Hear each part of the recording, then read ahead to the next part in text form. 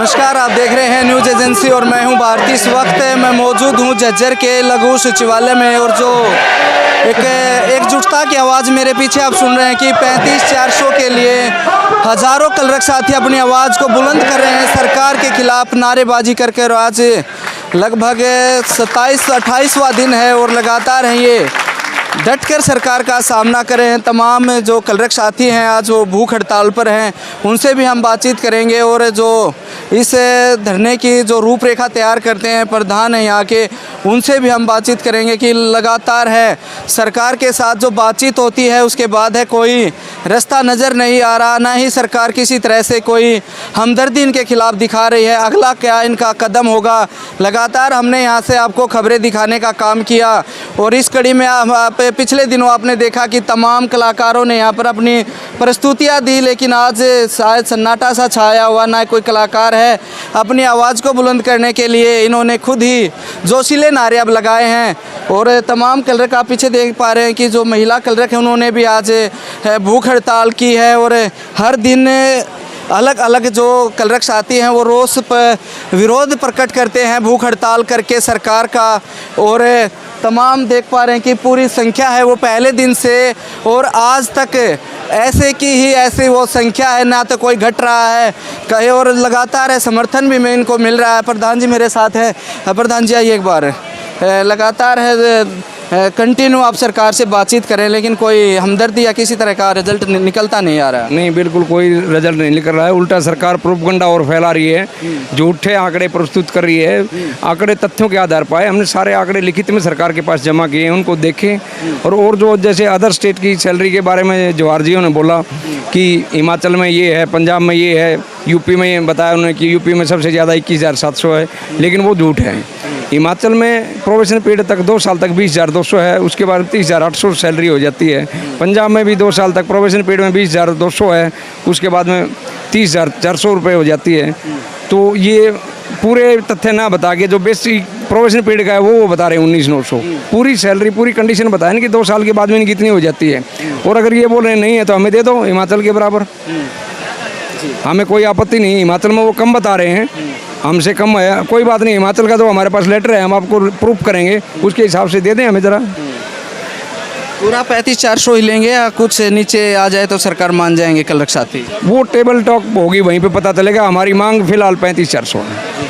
और सरकार का कोई नुमाइंदा आपसे बातचीत के लिए आया हो कि सरकार इस तरह से चाहती है आप काम पे लौट जाएं? नहीं, कोई नहीं आया। सरकार की बिल्कुल हमारी तरफ से नज़रअंदाज कर रखा है। एक प्रकार से बोलें तो सरकार ने ये सोचना चाहिए कि इसकी आम जनता को परेशानी हो रही है और उसके लिए हम नहीं चाहते। हम भी आम जनता के ही बच्चे हैं। सरकार ने आम जनता की तरफ देखते हुए, कलरकों की तरफ देखते हुए इसकी सुध लेनी चाहिए और जल्दी से जल्दी इसका निपटारा करना चाहिए। कल हमने देखा कि आपने एक इतनी मेहनत करके 35-400 है वो ज़मीन पे लिखा था, आज वो मशीन से प्लेन कर दिया। आप दिखाइए एक बार, इस तरफ आप देख पा रहे हैं कि जो कलरकों ने मेहनत करके यहाँ पे 35-400 लिखा था, आज उस पर मशीन को चला के बिल्कुल समतल करके घास को हटा दिया गया है। कितना दुख होता है इस तरह से जब वो करते हैं? फीलिंग तो होती है, लेकिन अभी ठीक है, वो भी नहीं किया जब वो आया नहीं। हमने विरोध हम किसी के नहीं, हम शांतिपूर्वक अपना काम कर रहे हैं। विरोध तो हम कर ही नहीं रहे किसी का भी। उनको भी किसी ने बोला होगा तो वो आगे कर रहे हैं, और ना ही हमने उनको ये बोला कि आप क्यों कर रहे हो। ठीक है, हमने अपना प्रदर्शन करना था, उन्होंने अपना कार्रवाई कर लिया, कोई आपत्ति नहीं।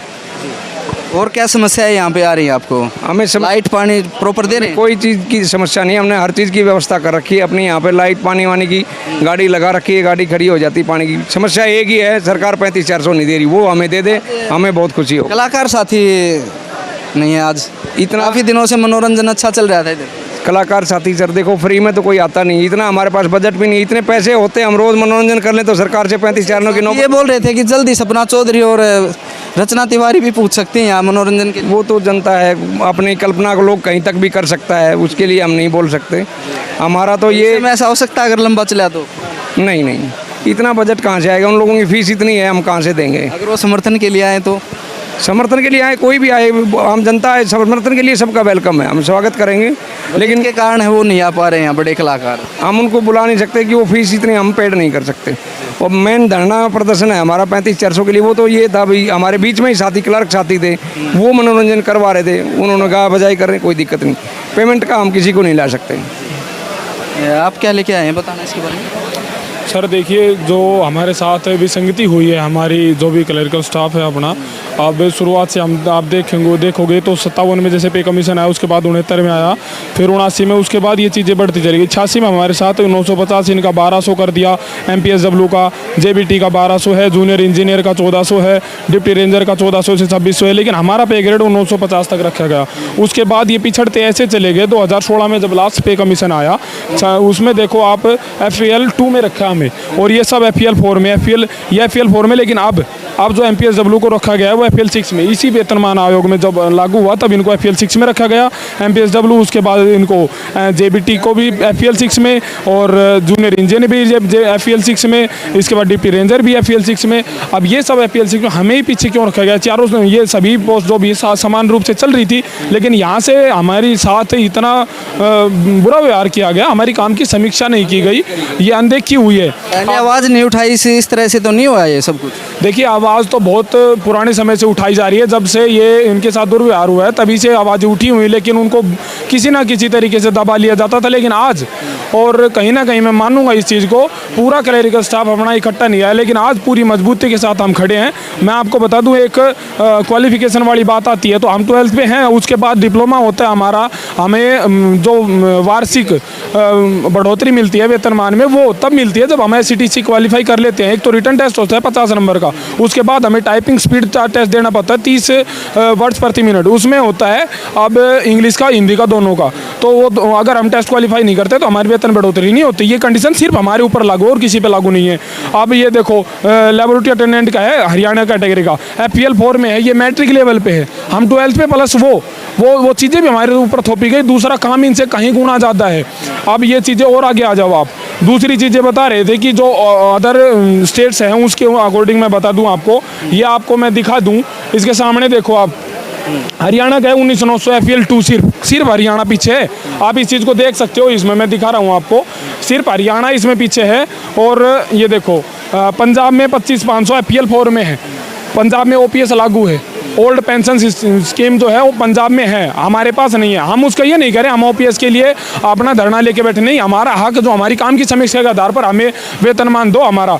दूसरे, नई दिल्ली में देखो FEL 4 में है, हिमाचल प्रदेश में विद OPS, हिमाचल प्रदेश में 20,200, लेकिन इसमें एक कंडीशन और है, 20,200 है, लेकिन 2 साल बाद आफ्टर प्रोबेशन कंप्लीट, जब कब प्रोबेशन पीरियड आपका कंप्लीट हो जाता है उसके बाद आपको मिलते हैं 30,500 रुपये। मैं आपको दिखा रहा हूँ, ये एक्यूरेट डाटा है जो मैं आपको दिखा रहा हूँ, और रिटर्न कागजात पे। दूसरा, राजस्थान में है OPS, यहाँ भी है ओल्ड पेंशन।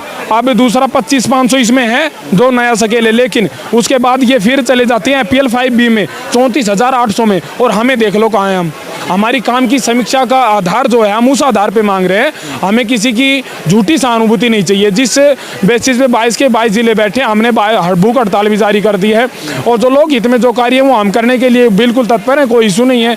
हमने ब्लड डोनेशन कैंप भी लगाया है, पौधारोपण भी किया है, त्रिवेणी देखो, वहाँ देखो त्रिवेणी भी लगाई है, और करीब हमने 500 से अधिक पौधे वितरित भी किए हैं, और हमारा लक्ष्य है 35-400 पौधे हम पूरे उसमें लगा देंगे।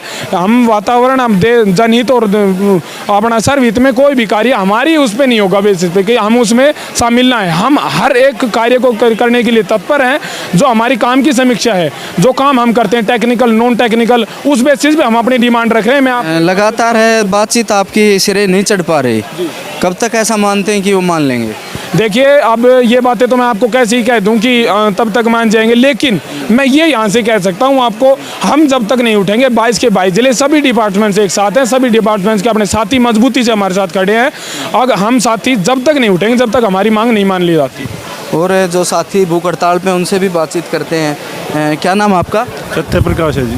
कितना गर्व महसूस हो रहा है कि आज साथियों के लिए भूखे हड़ताल पे आप हैं? बहुत ज़्यादा गर्व महसूस हो रहा है। सरकार आपकी सुध नहीं ले रही इतने कष्ट के बावजूद। हाँ, कब कुछ नहीं रहा। अभी तो 3 मीटिंग हो चुकी हैं इस पे, और सरकार का अभी तक कोई संतुष्टिदायक जवाब नहीं मिला हमें। हाँ। और लगातार है भूख हड़तालें हो रही हैं, आपका 35-400 है, कल मिटा दिया गया, सरकार सूद नहीं ले रही, क्या कहेंगे इसको लेकर? भाई कुछ नहीं कहना, हमने ये कहना है 35-400 दे दो, और सरकार का टाइम पूरा हो लिया है, वोट की चोट से लेंगे साहब आप, ठीक है? या तो डिपार्टमेंट से आते हैं? मैं पंचायती राज से हूँ।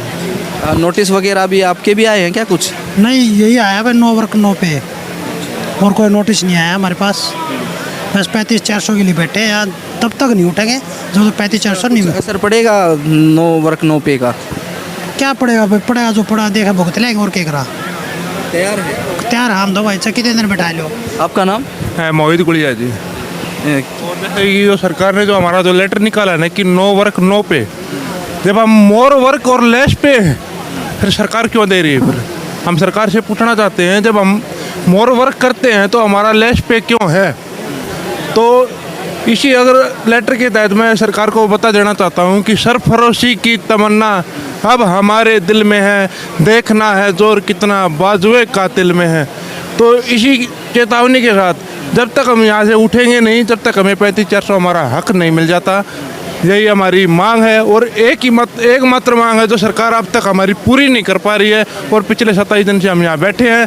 तो सरकार को इस बात पर गौर करना चाहिए कि ये इतने दिन तक क्यों बैठे हैं, अभी तक इनकी क्या समीक्षा नहीं की गई। पिछले 3 साल से हम पत्राचार के माध्यम से, MP MLA के माध्यम से उनको नोटिस भेज के, क्या उनको इतना समय भी नहीं मिला कि वो हमारी मांग को एक बार देख लेते, पढ़ लेते?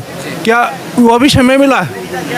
तो हम सरकार से यही मांग करते कि अभी भी हमारा जो 35-400 का जो हक है वो दे दे। और कुछ महिला कर्मी भी हैं जो भूख हड़ताल पे हैं। आपका नाम क्या है? मंगला माधव। आज ही आप भूख हड़ताल पे हैं, पहले भी किया आपने? नहीं, मैंने आज ही भूख हड़ताल करी है। तो क्या लगता है कि इतने चेतावनी देने के बाद आपके खिलाफ नोटिस जारी कर दिए, और कल आपने 35-400 भी यहाँ लिखा, उसको भी कहीं रोंदने का काम किया, और कलरकों की आवाज़ को भी सरकार रोंद रही है, क्या कहेंगे?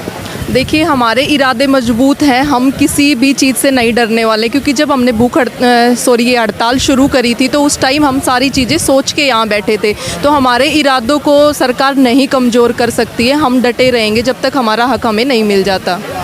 यहाँ बैठ के परेशान हैं या फिर मज़े हैं? क्या महसूस कैसा करते हैं? 28 दिन का अनुभव कैसा रहा यहाँ का आपका? देखिए, ना मज़े हैं ना हम परेशान हैं। जब हम काम करके ही परेशान नहीं होते तो हम यहाँ हड़ताल पे बैठ के क्यों ही परेशान होंगे? ये हमारे हक की लड़ाई है, आज नहीं तो हमें कल लड़नी थी।